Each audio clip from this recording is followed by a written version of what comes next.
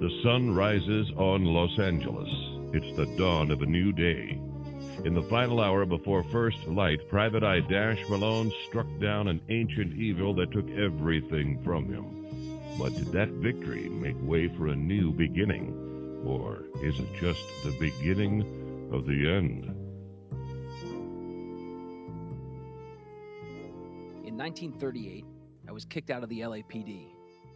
It was a scandal that was smeared across every headline in every paper in the City of Angels. Decorated police officer, Dashell Malone, a homosexual.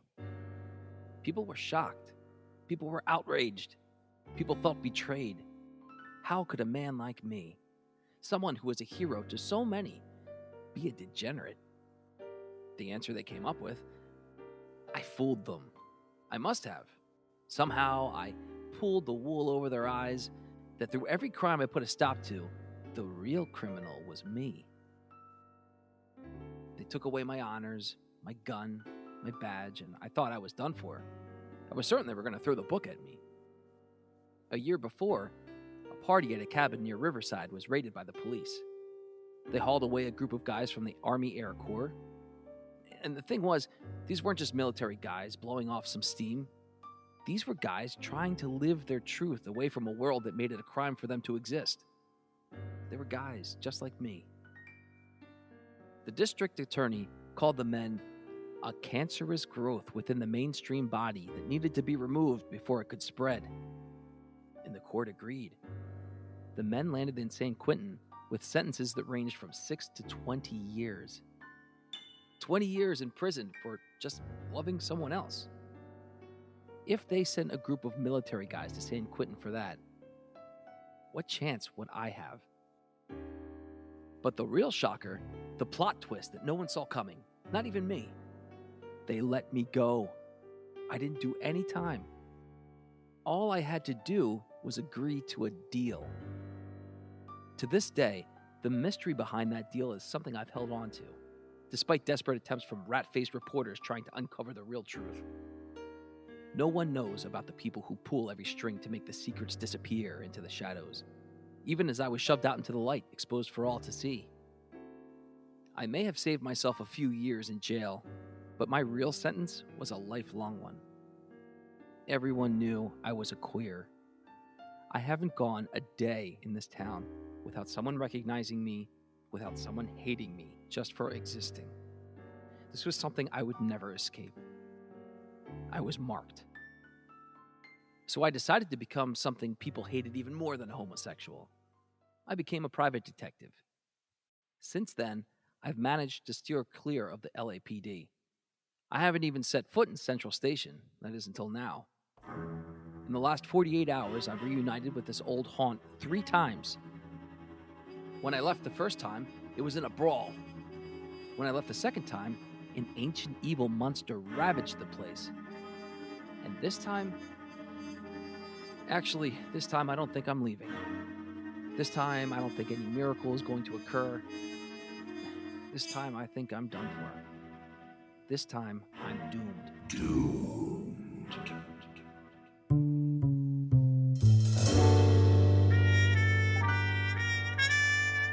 You are listening to Dash, the case of the mysterious Zita Makara. Chapter 13, The Mark.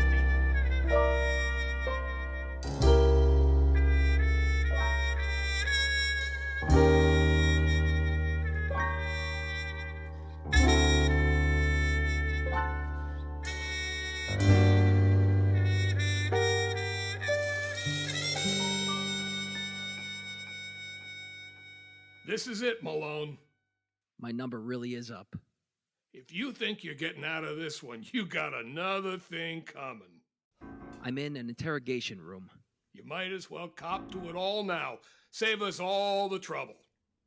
Sal's in the next one over. They're probably grilling him as hard as this Joker's grilling me. We can do this however way you want. They got Cindy and Andy in a holding cell. But I'd prefer to pound you if it's all the same. And the thing is, I can't blame them. Who can really believe what we just saw? It'd be the least you deserve. I stopped a centuries-old mummy from trying to take control of the Earth. Sure, what's not to believe about that? One way or the other, How many bodies have been left in its wake? you're gonna answer for this. And the only thing left at the museum was Sal and me, a pile of rubble, and the remains of 5 police officers. You and your accomplices. No sign of the mummy, no sign of anything supernatural at all, and especially no sign of... Now, where is Zita Makara?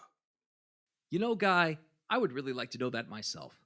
What kind of an idiot do you take me for? You know, you're starting to sound a lot like Fernez. Hey, where is he? I thought he would be the first one in line to see me go down. Who says I'm not warming you up till he can get a real crack at you? I'm gonna let you sit here for a moment and think about that. Be right back.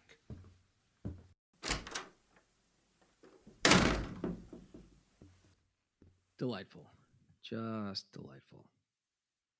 Mr. Malone? How did you... Professor Abendigo at your service. Yeah, I know. We don't have a lot of time, so some things will need to remain a mystery. For now. That's so. Well, you gotta teach me that vanishing act you got going on there, because that's the only way I'm gonna get out of here. Oh, you're not in any real danger. They're about to hang every charge they got around my neck, friend. And you walk through walls or something. I assure you, I don't walk through walls. Well, whatever it is you do, you gotta spring me out of here. I need to find You need to find who? Zita Makara. Oh, you don't need to find Zita. When it is time, she will find you. What does that mean? It means you've only taken the first step in your journey. I don't think you get the situation here, buddy. This is the end of the line for me. Only the beginning. Now, this feels pretty final to me. Do you not feel it? Do you not sense it? You have been changed. Will you stop talking in riddles? It's been calling to you. What? What has? The Ouroboros. Impetu, the one you have defeated. He held its mark. But that has now been transferred to you. That power cannot be taken out of this world. Where death devours, life begins again anew. By the grace of Atum, a rebirth. Rebirth? You recited the prayer. You touch the soul of the one you love through the void of life and death. And now the Ouroboros and all its power remain with you. What does that even mean? It means you are more special than we could have possibly guessed. That thing. It said I was doomed. Is that... Just because our fate is fixed doesn't mean we can't do great things in the meantime. And Plink. I saw him. He was trying to tell me something and I couldn't understand him. The heart can only hear what it is ready to hear. I don't understand any of this. Oh, you will. You will. Get out of here, Malone. What? What, are you deaf? Get out of here. You're free to go. You're joking. Do I look like I'm joking? Well, to be honest, it was hard to take you serious from the start. I don't get it. For a queer, you must have friends in very high places. Which was funny because the only friends I had were being set free at the same time I was. In the hallway, waiting for me, Dash! Officer Sal McGill, my inside on the police force, and a friend. Hey, pal. What the hell just happened? I don't know. One second they were talking to me like my life was over. The next they told me to report in tomorrow morning like nothing happened. Any sign of There you two are. my wisecracking secretary, Cindy Crenshaw, We spent the entire night in a slammer. and her boyfriend, Andy Clementine. And then they let us go. Scot-free! That seems to be the common denominator here. You don't know math. And you look terrible, by the way. Like something the meat grinder rejected. I guess that's the same as, I'm glad you're okay. If I spent my energy worrying about you every time you run off on some half-cockamamie... She was worried all night long. I was worried about you too, Cindy. Now spill what the heck happened at the museum. We'll tell you all about it. And you won't believe a word of it. Oh, after last night, there's nothing I won't believe anymore. Where's that Makara lady? Dash. I swear, she set this whole thing up. There's a lot to figure. But let's get out of this station before we run into any more trouble. What more trouble could we get into? Well...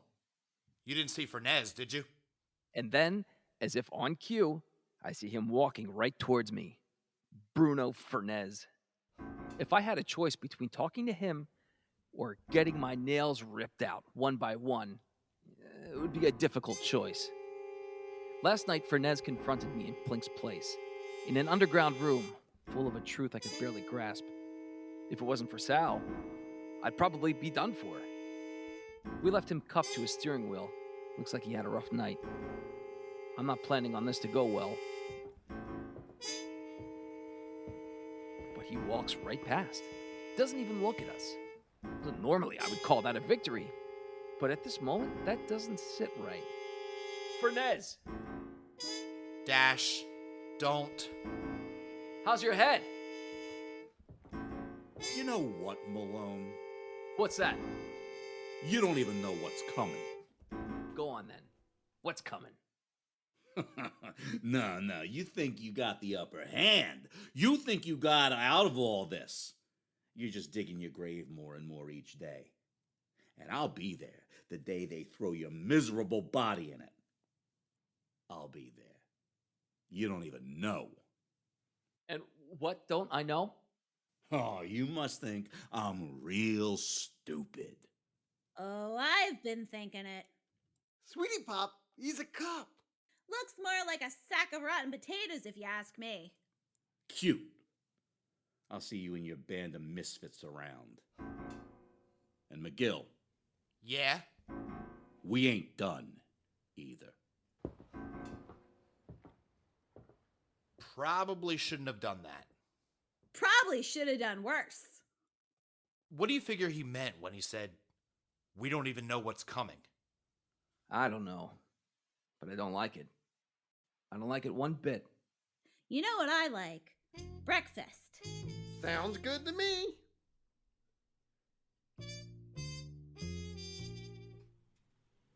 Over the next few days, I attempt to tie up the loose ends of this mess. But it seems as if someone or something had beaten me to it. I tried to reach out to the families of the officers who were killed in the line of duty facing that monster. They may have turned their back on me in life, but I'll remember the sacrifice they made.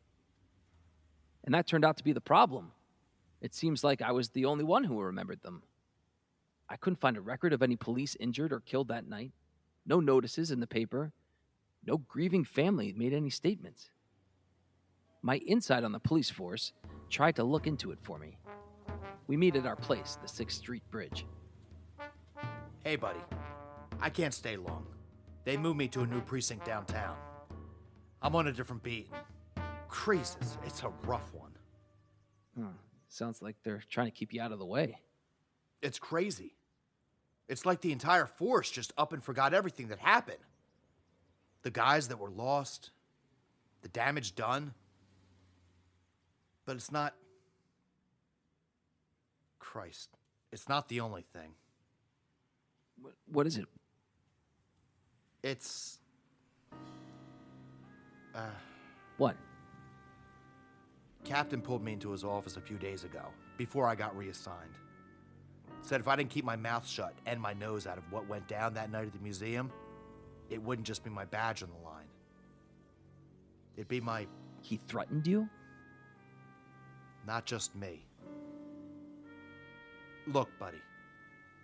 I want to find out what happened as much as you do. It tears me up at nights, what we saw, but... No, pal, you've stuck your neck out enough for me. Just drop it, okay? You've got to. It's just...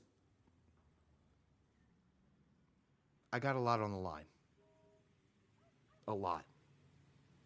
Yeah. Impetu made a bold claim about Sal. You have a son. I wonder, when will you tell your wife about him?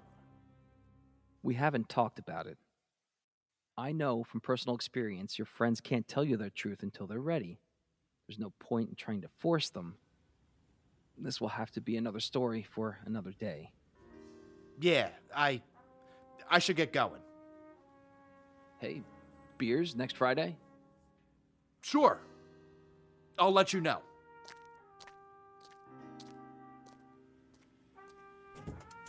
Hey, Yeah? we go out. We go out together. I'll see you around, buddy.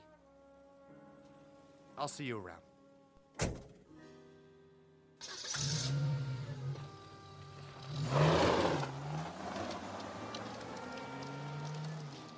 Just another story for another day. After the night in the museum, Impetu and the entire Egyptian exhibit had vanished. So did Zita Makara, as if they were never there to begin with. I went back to the museum just to see what I could see. Any information about the Egyptian exhibit or anyone connected with it is not for us to discuss with anyone but the authorities at this juncture. There will be an announcement in the Times shortly. You know, I was almost killed in this museum. Oh, how about a free pin? I was almost killed twice in this museum. Oh, okay, well, how about 2 free pins then? Are you new here? No, I've been with the museum for quite some time. Okay, is there any way I could speak to Miss Butterback? Who? Emily Butterback. She works here. I absolutely don't know anyone by that name, I swear. Blonde lady, very buttoned up, we'll say. Always wears a brooch that looks like a scorpion. There's no one here who looks like that. No one. Ma'am, are you afraid of something? No. Why on earth would I be? But I have to go. Here are 2 free pins. Look, I'm a private investigator. If you're afraid of something, if someone's threatening you, I can... I'm sorry. I do have other things to do. Please enjoy your stay here. Since the museum, I haven't slept well. In my dreams, all I see is him. He's speaking to me. He's saying something important, something that he wants me to know. But I can't hear what he's saying. I can't hear him at all. And I fear I'll never hear him again. He's dead after all. He's gone.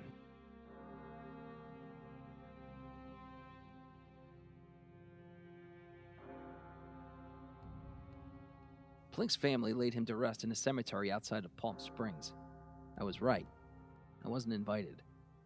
How could I be? They didn't even know who I was.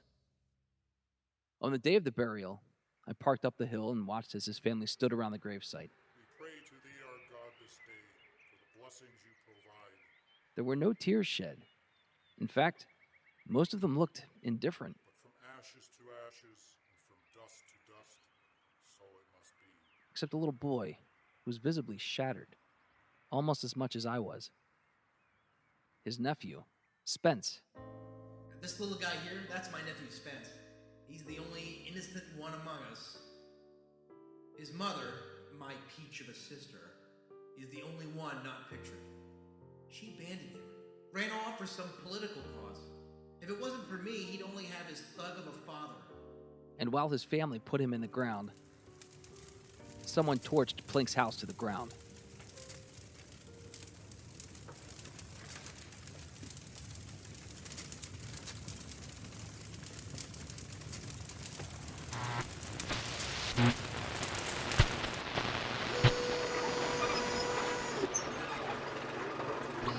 Dr. Terramerdian, come in. Dr. Terramerdian, are you there? Yes, Miss Butterback. What do you have to report? It's Scorpion. It seems the scorpion's sting was not deadly enough. This was a temporary setback. A temporary setback. An entire mission destroyed. We were almost exposed. But we were not. There are many forces who were invested in Impetu's resurrection. They have covered our tracks for us, whether they knew it or not. But we have lost our greatest weapon. Hardly. The short-lived resurrection of the failed Egyptian prince has brought us closer to them. Bah! Do you really believe that? Impetu said they were closer than we had assumed, which means the maps we have sought are correct. We follow them, we unlock their secrets, and we'll achieve far greater power than some mummy. It's a nice theory, but the fact is we had actual power in our grasp, and now it is gone. The army was not ready. It should have been at the doorstep. It was too soon. There were other factors. We are in the process of eliminating them. Like the detective? We'll take care of the detective in our own time. He will not interfere in our plans again. In the house of his lover, did you find anything of interest before you burned it to the ground? Absolutely nothing. A waste of time. Perhaps I was wrong. Your sting is sharp. Meaning? Not once during this entire affair have you shown a shred of emotion for Johnny Plinkett. And why should I? After all, he was your... Johnny Plinkett was dead to me long before this. That he's actually dead now means nothing. Nothing at all. Apparently so. Apparently so. Prepare to initiate Plan Z. Scorpion out.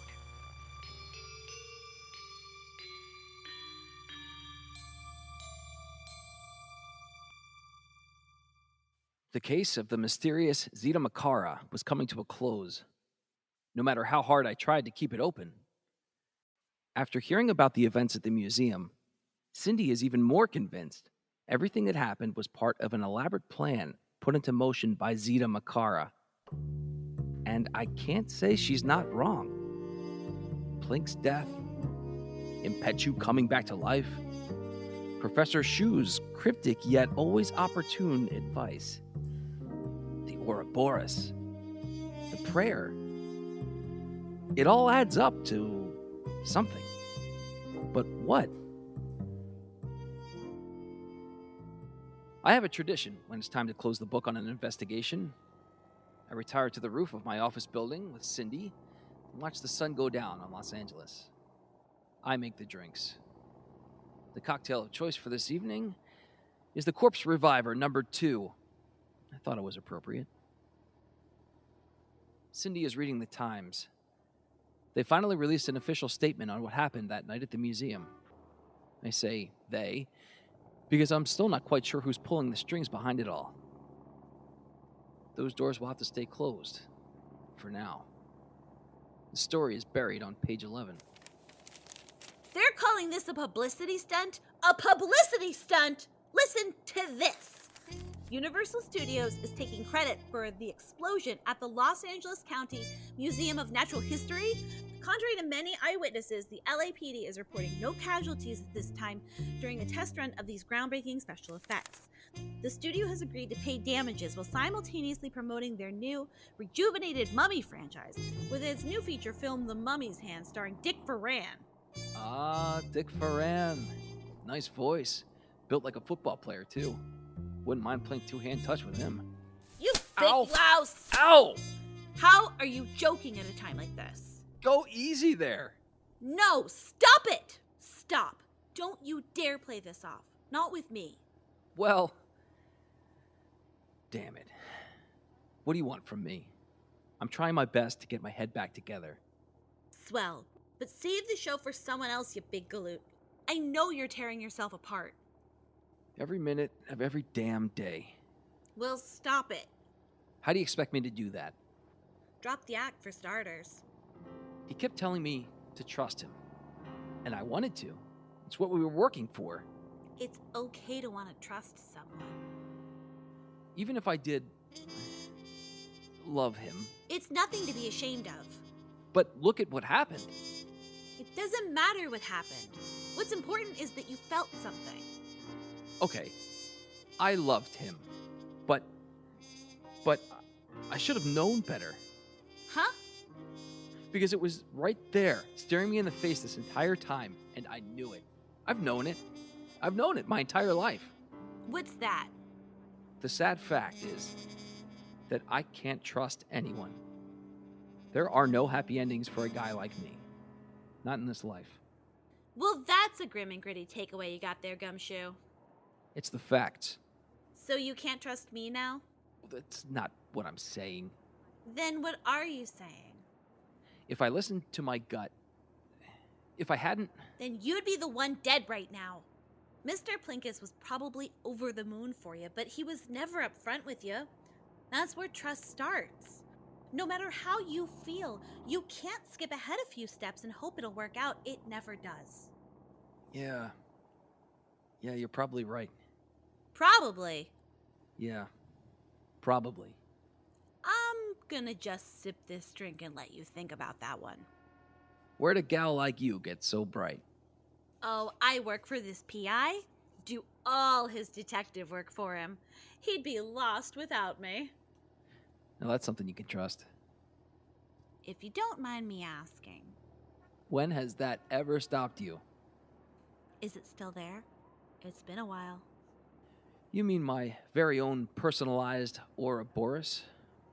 You want to see it? I roll up my right shirt sleeve, and there it is, imprinted on my forearm. The Ouroboros. The snake eating its own tail. But there isn't just one. There's 6 of them, encircling each other, each turning in an opposite direction. I'm now marked in more ways than one. It's not going away at all? Nope. I think I'm stuck with it. It's just another reminder that I'm doomed. At least that's what the mummy said. My mother said that too. She's probably right. Don't give her that much credit. And what do you think? What do I think? The most important question of them all. I think every schmuck with a nickel in his pocket wants a happy ending. That's all they ever want. What they're too stupid to realize is they don't exist. They aren't real. That's comforting. And that's not what any of this is about anyways. We're all doomed. You want some facts? Those are the facts. Just sad facts. It's finding the right people to be doomed with. That's the key to it. That's the key to the whole damned thing. Cindy.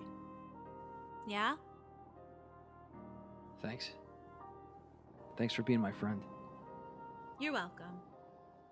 Now, where's my raise? And my brownie?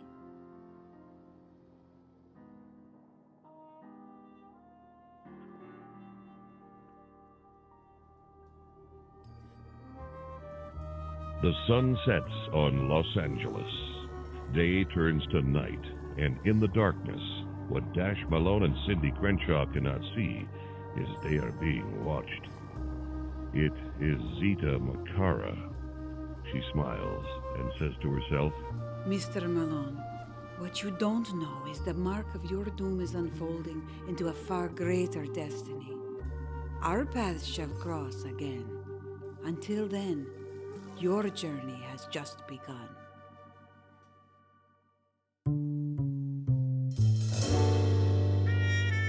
You have been listening to Dash, the case of the mysterious Zita Makara, starring Peter Zielinski, Sara Luciano, Jay Mazzola, Christopher Tolomeo, Shanna Massad, Thomas Robert Irvin, Cathy Mostek, Leigh Jacobs, James Meinel, Myrtle, Robert Hibbs, Richard Dietz, Laurie Jacobs, Iris Gerlach, Sarah Gerlach, Joel Gerlach, Emma Wagner DeFrange, David Luciano, Jerry Temple, and Carlos Jiga. Written and directed by Dave Ebersole. Sound design by Mick Laurel. Music by Christopher Tolomeo and Mick Laurel. Produced by Ed Hill and Mick Laurel. Executive producers Dave Ebersole and Mick Laurel. Dash created by Dave Ebersole and Delia Gable. Until next time, I'm Jim Diamond. Thank you for listening.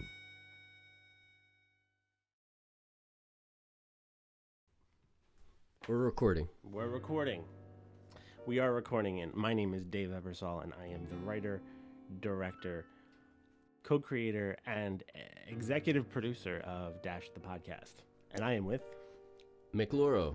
I am recording engineer, part-time actor, producer, executive producer, sound designer, and I share the music with Christopher. And we have just, we're about to upload the final episode, and we want to just actually say, take the time to say a very special thank you to everyone who has been listening for the past 6 months. Absolutely. Everybody who's listened, everybody who's commented on social media, emailed us, left us incredible feedback on these past 6 months of our first season of Dash. Thank you so much. And we just wanted to also say a very special thank you to over 30 people, between the actors, the producers, just people who have shown up to help out in any way they possibly can to help make this show a reality. Thank you so much. Yeah, we're not going to name names, but they know who they are. Most of them are in the credits, so that's good. There you go.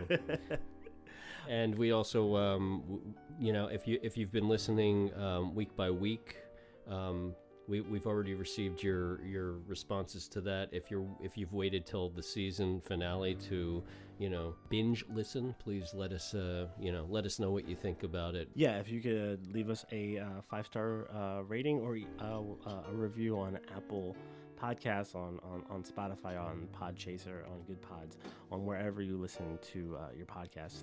Leaving us a review and a rating really does help us get a lot more visibility on the show and help us get more ears on the world of Dash. Once again, thank you for everybody who has listened, who's going to be listening. This has been a labor of love. We've put a lot of time and effort into this. Dave and I are very particular about the way this sounds. I hope that came across. Again, let us know what you think for season 2 in the near future. But right now, we are going to go to sleep because... Well, first we're going to finish our drinks. We're going to finish our drinks, and then we're going to go to sleep. Thank you for listening, and I'm Dave Ebersole. And I'm Mick Laurel. Once again, thank you very much for listening and for all the support. And this has been a Light Booth Blackout production. Yeah. All right, so let's get on to it because we got a lot to cover tonight. Whose fault is that? Uh-huh. Hey, look, I wrote you to your own episode. Well, it's more Sarah's episode than Jay's episode. But Jay has his own episode. We just recorded that. Jay. Okay. You both get mini episodes. Yay! I'm sorry that was right in everyone's ears. We're gonna do another one. I don't know what it's gonna be. I know what it's gonna be. It's a Sal and Cindy coffee chat. Yeah, it might happen. Sal and Cindy coffee time. We gossip about what's happening at the police station. Craze us. Because I play bridge with some of the girls who work down in the reception. I know some of those girls. I know. That's why it's going to be such a great show. Pete, we miss you.